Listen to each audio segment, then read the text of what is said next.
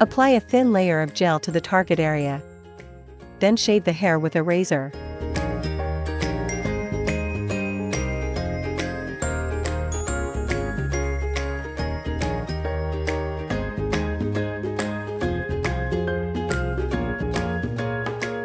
Clear away the shaved hair.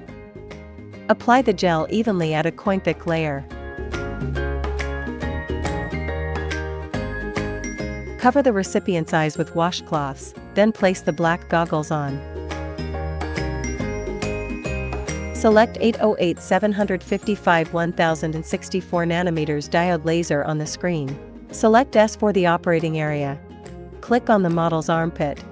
Select 2-4 skin tone, and then click to select HR.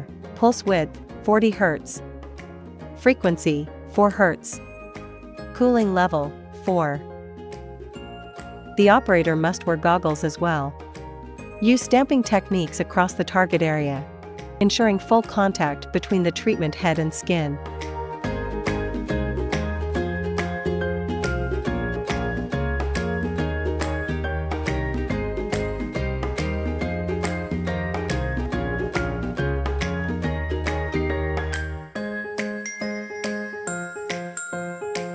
Wipe the treatment area.